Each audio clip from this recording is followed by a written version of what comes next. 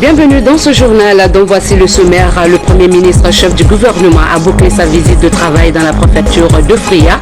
Mohamed Saïd Fofana s'est entretenu avec l'ensemble des couches socio-professionnelles de la localité. Les échos dans cette édition. Les acteurs politiques ont achevé hier le dialogue sur le processus électoral. C'était sous les auspices du médiateur international Saïd Djinnouta. L'actualité, c'est aussi le lancement ce lundi des épreuves des examens professionnels et sur toute l'étendue du territoire national. C'est le ministre de l'Enseignement technique qui a donné le coup d'envoi à Kindia. Mesdames et messieurs, bonsoir et bienvenue dans ce journal. Le dialogue entre la mouvance et l'opposition a pris fin hier au Palais du Peuple.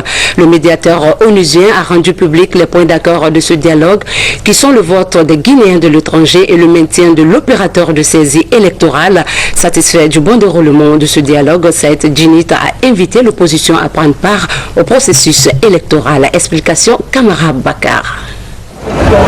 L'attente a été longue, les discussions tendues au Palais du Peuple.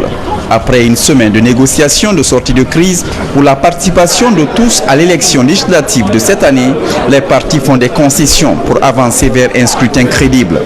Entre le pouvoir et l'opposition guinéenne, la médiation internationale a fini par rapprocher les positions.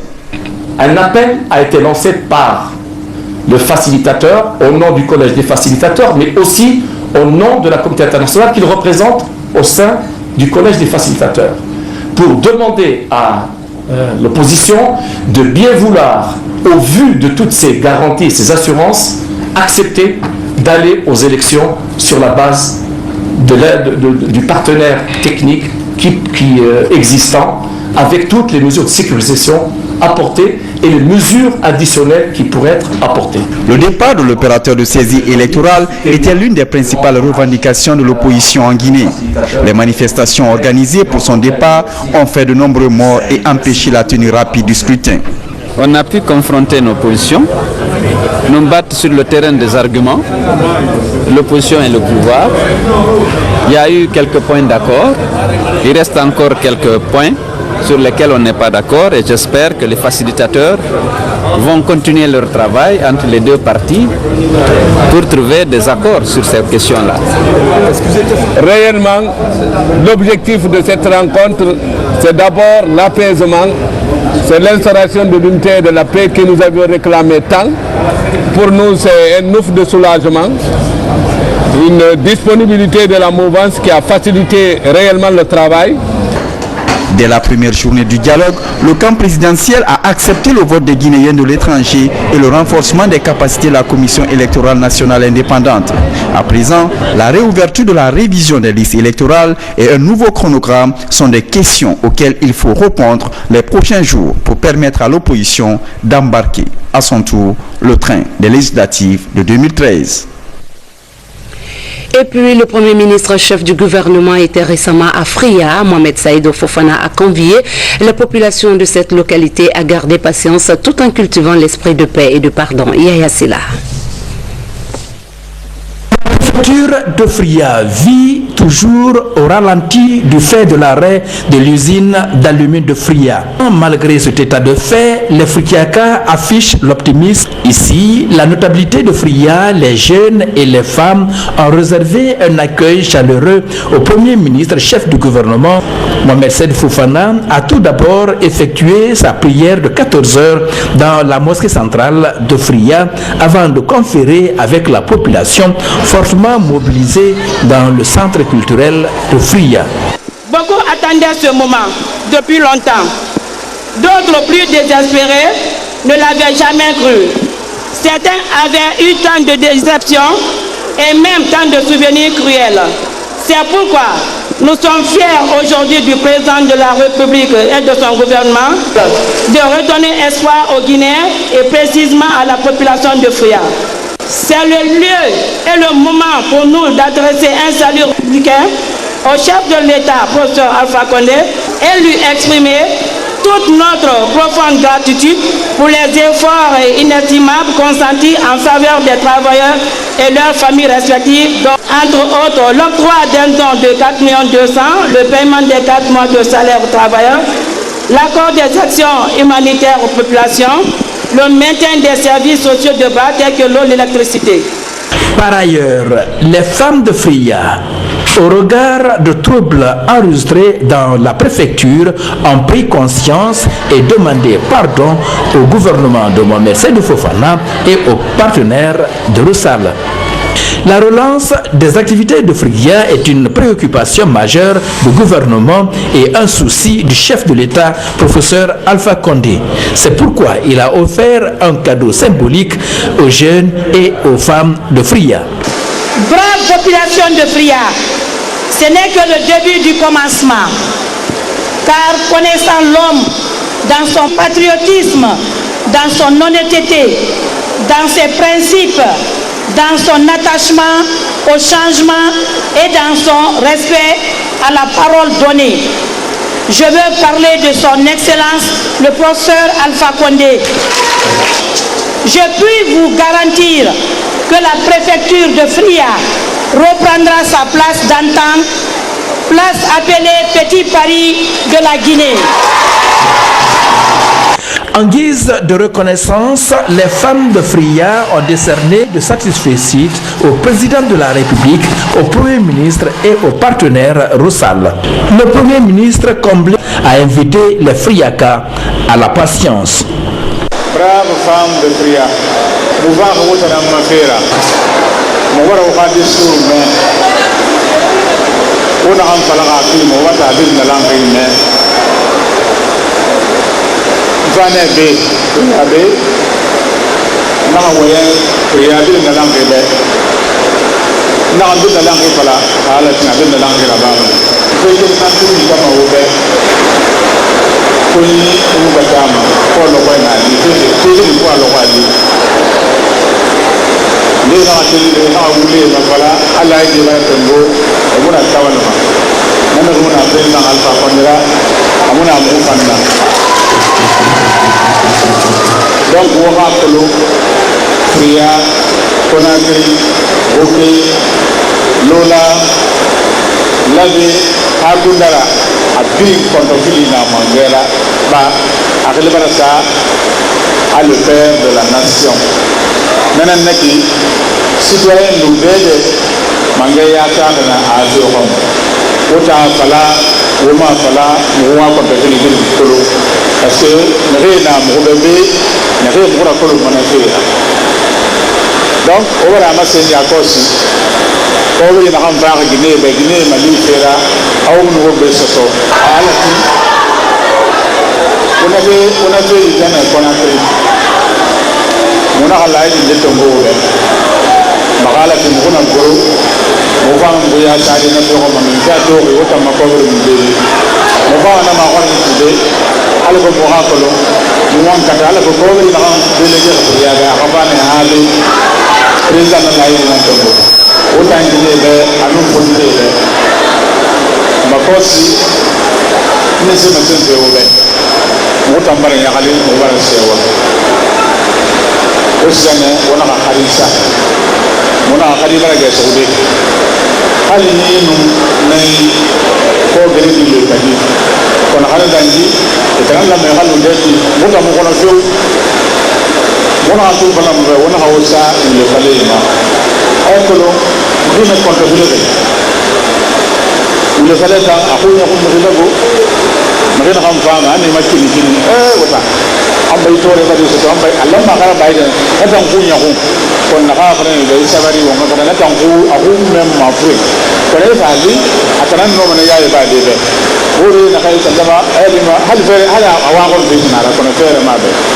Au terme de cette visite du chef du gouvernement dans la cité d'Alumine, l'espoir est permis pour la relance des activités économiques dans le Songori.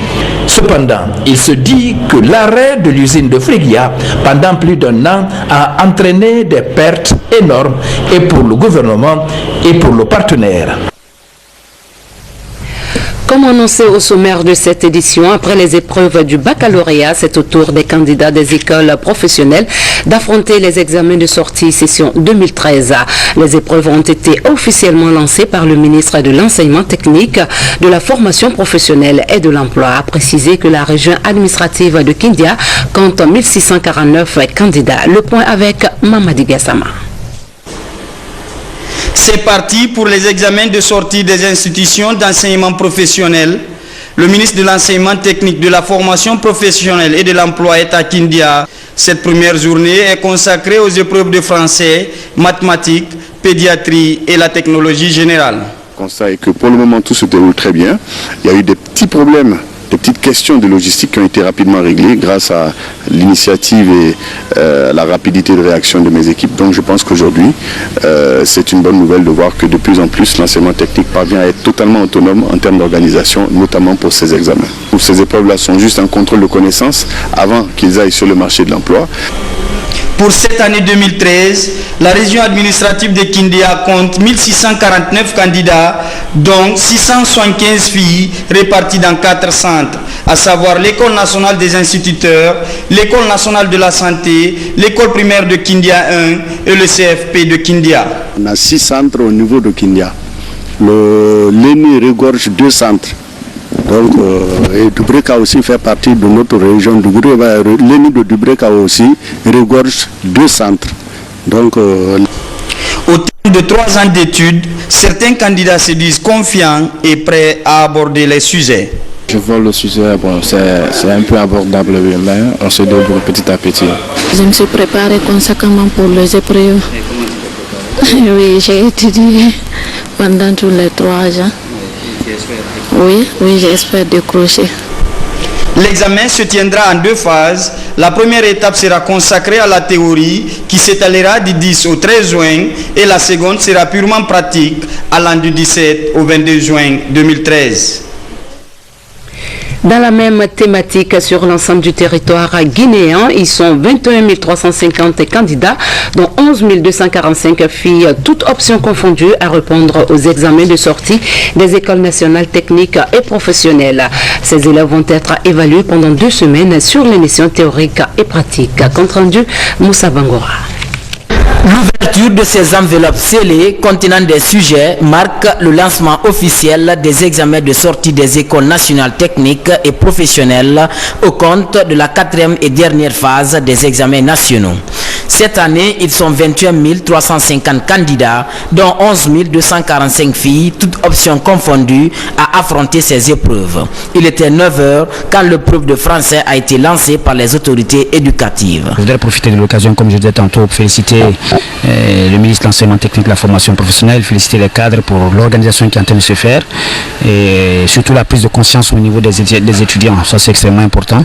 Je pense que c'est quelque chose à louer qui va à l'avantage du gouvernement. Ne vous précipitez pas, gérez votre temps, gérez votre calme et concentrez-vous. Ne comptez sur personne. Dans les salles d'examen, il faut la sérénité, il faut la responsabilité. On doit éviter la fraude, on doit éviter toutes sortes de communication dans les salles d'examen. C'est ce qui va crédibiliser nos examens et les faire reconnaître hors de ce pays-là. Tolérance zéro vers l'excellence, slogan appliqué dans sa rigueur dans tous les centres sillonnés par les autorités déléguées à cet effet. Quant aux candidats, ils affirment être prêts à passer ces examens. Je peux dire le film est un peu intéressant. Parce que je ne rencontre pas beaucoup de difficultés dedans.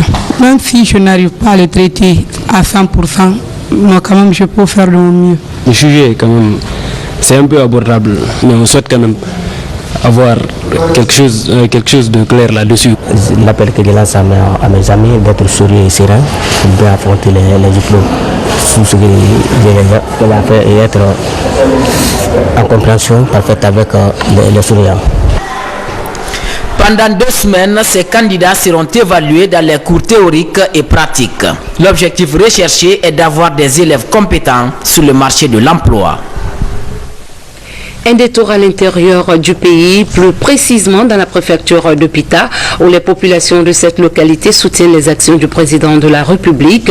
Elles ont témoigné au ministre chargé des Travaux publics et des Transports au cours de sa tournée de sensibilisation sur la paix et l'unité nationale. Une rencontre qui a permis à Ba Ousmane d'expliquer la nécessité de la cohésion sociale sans laquelle aucun développement n'est possible. Mangafo Détouré, reportage. Ce son de Tabala appelle les populations de Sintali, l'une des sous-préfectures de Pita, autour de l'idéal de paix.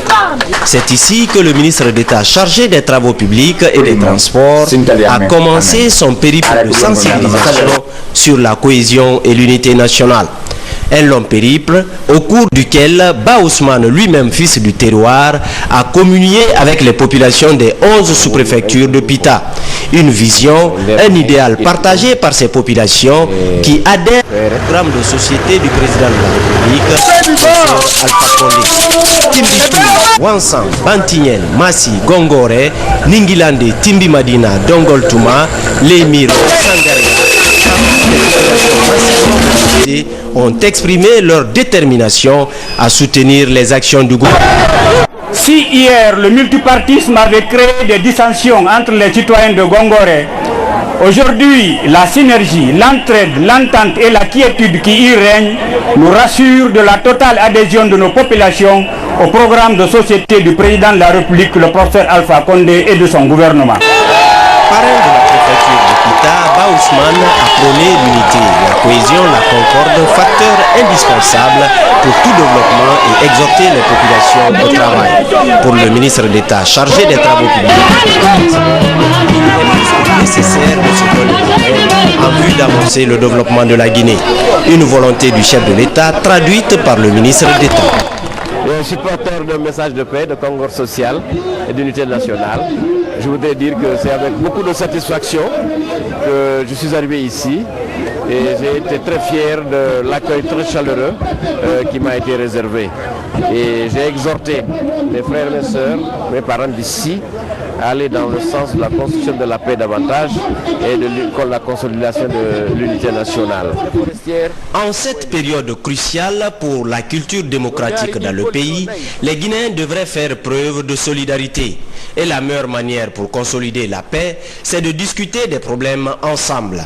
Cette tournée du ministre d'État chargé des Travaux publics et des Transports dans les sous-préfectures de Pita est une preuve de la démarche du gouvernement à réunir tous les Guinéens autour de l'idéal de paix et de développement. Toujours dans l'actualité de chez nous, le mois de l'enfance sera bientôt lancé. Le ministère des Affaires sociales, de la promotion féminine et de l'enfance s'active dans les préparatifs. Les cadres de ce département étaient en conférence débat dans la préfecture de Koya sous le thème « Éliminer les pratiques sociales et culturelles néfastes affectant les enfants ». Mohamed Kourouma nous signe ce reportage. En Guinée, le droit de l'enfant est presque méconnu du public. Chaque jour, ce sont des milliers d'enfants qui en font les frais. D'où cet appel sous forme de conférence débat organisé à Koya par le ministère des Affaires sociales, de la promotion féminine et de l'enfance, à l'occasion du lancement du mois de l'enfant. Aujourd'hui, c'est un grand jour pour Koya qui marque particulièrement la fête du mois de l'enfant de Guinée. Cette fois-ci représentée par la préfecture de Koya. Vous les enfants, vous représentez aujourd'hui toute la Guinée. Pour le représentant du Parlement des enfants, les acteurs politiques doivent faire preuve de retenue et cesser d'impliquer les enfants dans les activités politiques, leur voix n'étant pas encore éligible. Quant au porte-parole des enfants de Koya, la construction d'une école maternelle publique se pose comme une nécessité pour renforcer l'éducation des enfants. Nous voulons ici grandir dans un climat de paix, de sécurité et d'harmonie ici pour que nous puissions jouir de nos droits. Fêter le mois de l'enfant, c'est fêter toute l'humanité, car l'enfant est le devenir de la société. Cette société a donc l'obligation de créer toutes les conditions pour un développement harmonieux et équilibré de ceux-ci. Le meilleur héritage qu'on puisse laisser à l'enfant est et demeure l'éducation.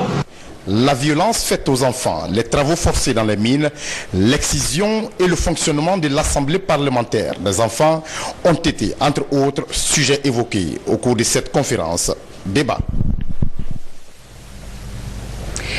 Dès après cette édition d'information, vous suivrez le médiateur international Saïd Djinnit sur le dialogue politique qui a pris fin hier nuit au Palais du Peuple.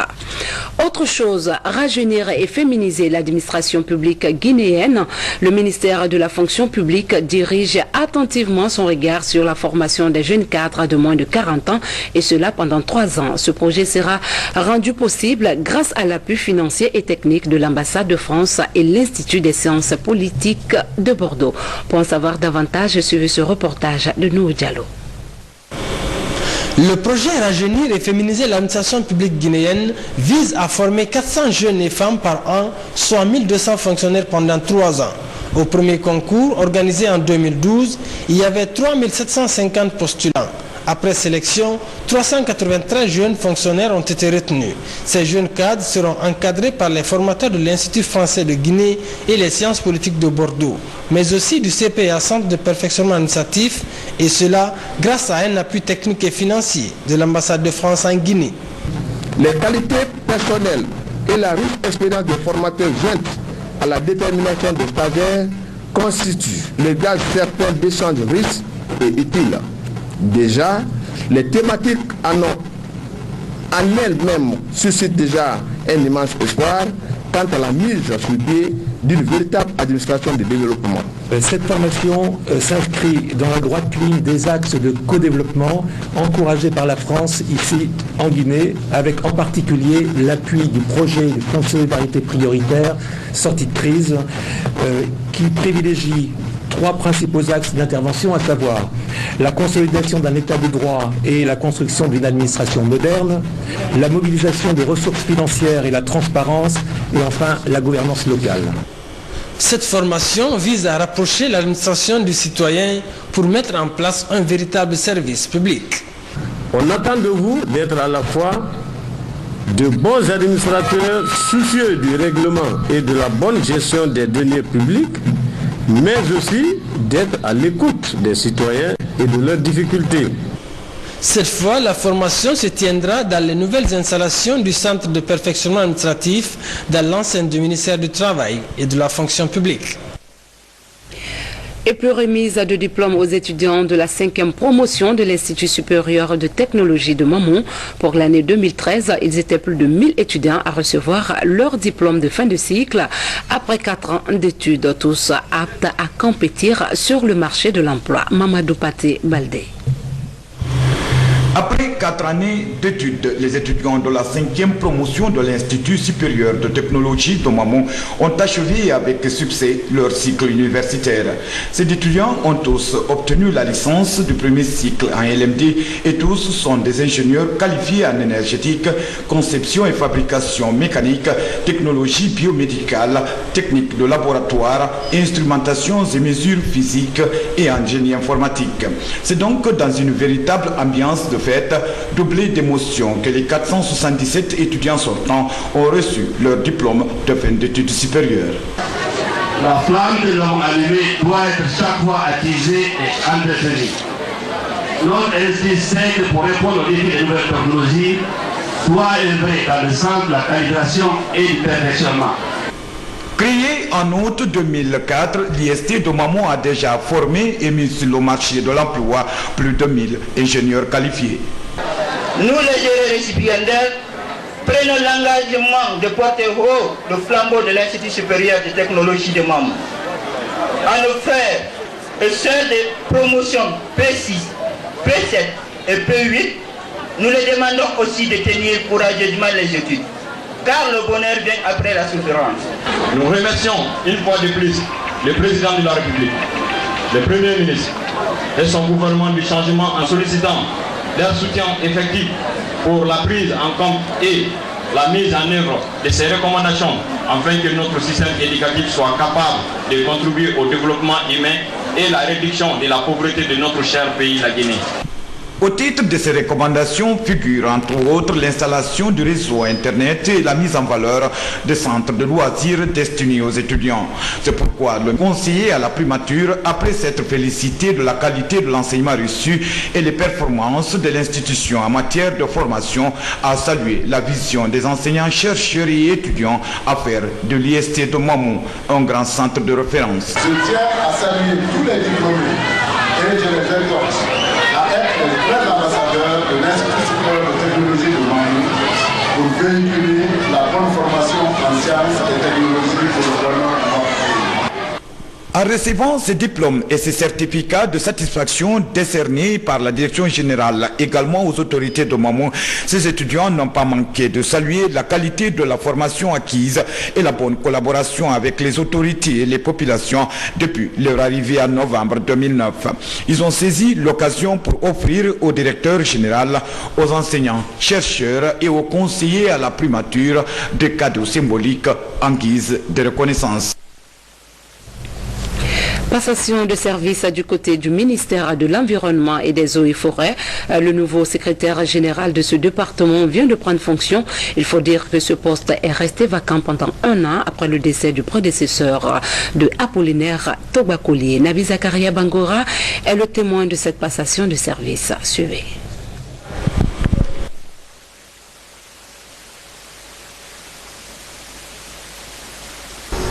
C'est par l'observation d'une minute de silence en la mémoire de son prédécesseur que le nouveau secrétaire général du ministère de l'Environnement, des Eaux et Forêts a pris fonction. Apollinaire Togbakoli remplace Yassine Sow, décédé le 4 juin 2012 suite à un accident de la circulation à Kindia alors qu'il rentrait de Lula d'une mission du département. Au nom des travailleurs, le chef de cabinet du dit département a souhaité la bienvenue au nouveau promu. Et seul Dieu sait ce qu'il fait, et tout ce que Dieu fait est bon. En prenant fonction en ce moment pathétique, ce spécialiste des eaux et forêts a d'abord remercié le chef de l'État, le professeur Alpha Condé, pour la confiance placée en sa modeste personne. J'ose croire au soutien ferme de Monsieur le ministre pour réussir la mission qui est la mienne. Ceci se fera par la création de meilleures conditions de travail et l'écoute attentive de nos conseils. Pour sa part, le ministre Ibrahima Bouaro s'est réjoui de cette nomination avant d'inviter son secrétaire général à faire preuve de professionnalisme. La nomination de Collier à ce poste a été plutôt une bonne chose, et quitte à ce que le temps nous donne raison, et que également Collier nous donne raison de par son engagement et sa détermination. Détermination à nous livrer, n'est-ce pas, tout ce qu'il a comme expérience, parce que tout le monde est d'accord ici qu'il a l'expérience, il en a. Le nouveau secrétaire général prend ainsi fonction avec l'espoir de contribuer efficacement à la nouvelle politique de relance impulsée au ministère de l'Environnement, des Eaux et Forêts. L'Association des volontaires pour le développement et le progrès spirituel a tenu une réunion au Palais du Peuple. La rencontre était axée sur la consolidation de la paix et de l'unité nationale. Objectif, préparer les participants à mieux vulgariser les messages de paix dans leurs localités respectives. Robert Siditorno au reportage. Prêcher la paix en Guinée à travers les prières et l'éducation, voilà à quoi aspire l'ensemble de ces religieux musulmans. Nous, la tenue de cette rencontre de sensibilisation en vue de préparer les participants pour la vulgarisation du message de paix dans leurs localités respectives. Une initiative de l'association des volontaires pour le développement et le progrès spirituel. C'est une association qui mobilise l'ensemble guinéen dans la paix, dans la quiétude et dans la concorde. Nous voulons la paix dans ce pays. Si les imams se mobilisent, les imams ont donné la main, ont donné pied à pied, main à main. Nous allons recevoir une forte paix en Guinée. L'islam a toujours prôné la paix, la quiétude, la réconciliation nationale, se donner la main pour que la Guinée puisse sortir de cette situation qui n'a que trop duré. Le secrétaire général adjoint des affaires religieuses a salué et encouragé cette initiative. Il a ensuite appelé les Guinéens au pardon et à l'acceptation de l'autre. Nous avons aujourd'hui dans nos départements ou avec nous plus de 200 et quelques associations islamiques. Si toutefois, toutes ces associations données œuvrent pour la paix, pour le développement ne s'arrête pas seulement à des cultes spirituels, mais surtout c'est basé sur l'éducation de base. Nous voulons la paix, surtout la jeunesse musulmane et musulmane de Guinée. Cette rencontre a donc été pour ces musulmans un nouveau départ à leur cheminement religieux. La même démarche nous conduit à Lassanaya où les populations de cette circonscription se réunissent chaque vendredi autour de l'association Ibadou Rahman l'Islam qui les invite à promouvoir l'esprit de tolérance et de pardon. Une initiative soutenue et appréciée par les habitants de ce quartier qui répondent en grand nombre à l'appel de cette association. C'est un reportage de Mamadou Alpha Baldé. Chaque vendredi, les habitants de Lassanaya se mobilisent autour de l'association Ibadou Rahman l'Islam pour écouter les messages de paix véhiculés par son leader Eladji Souleymane Baharou Condé. Un rituel pour cette association déterminée à promouvoir la culture de la paix en Guinée.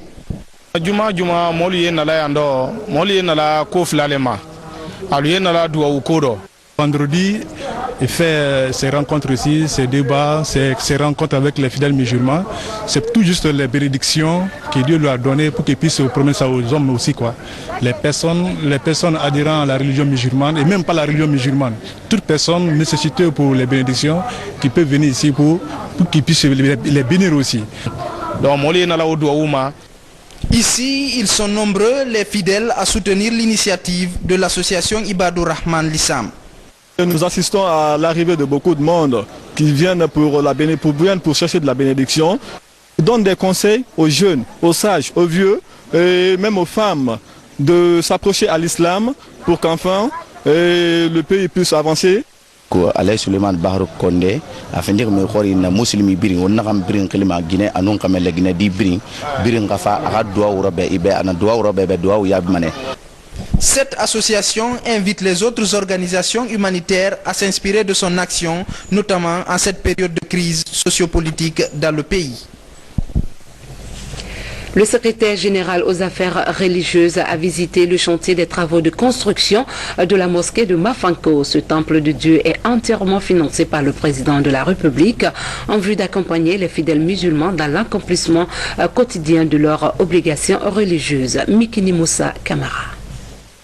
La confiance n'exclut pas le contrôle.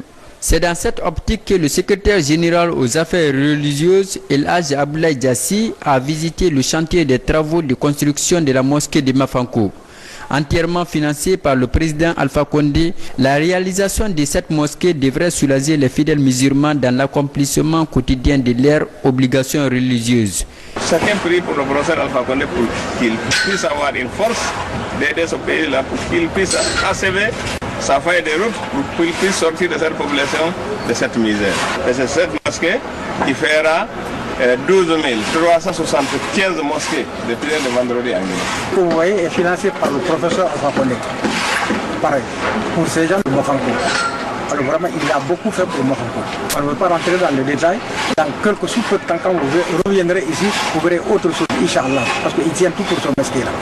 Monsieur le Président de la République m'a demandé de surveiller et de coordonner la construction de la mosquée de Mafanko qu'il a financée lui-même et pour une mosquée qu'il tient à cœur par le fait que sa première demeure se trouve à Mafanko.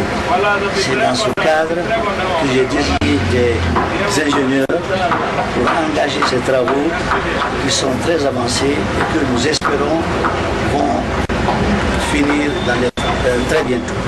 Plus de 90% des Guinéens pratiquent la religion musulmane, d'où l'importance de la réalisation de cette autre maison de Dieu ici à Mafanko dans la commune de Matam.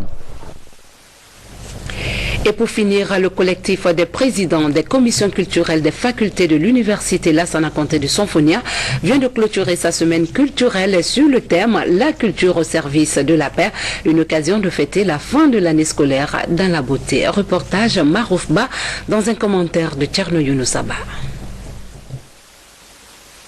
Une semaine au cours de laquelle les étudiants ont organisé des compétitions sportives, de débats scientifiques, une table ronde sur le concept paix ainsi que des réflexions sur certaines questions d'actualité. Une démarche qu'apprécient les autorités de cette université. Il faut remercier tout le monde, en commençant par les étudiants qui ont suivi les consignes strictement et les cours et les activités sportives et les activités culturelles ont été bien menées et à bout. Voilà pourquoi nous nous réunissons pour célébrer et magnifier cette réussite. L'objectif que nous nous sommes assignés cette année, c'était de jouer notre rôle qui est lequel?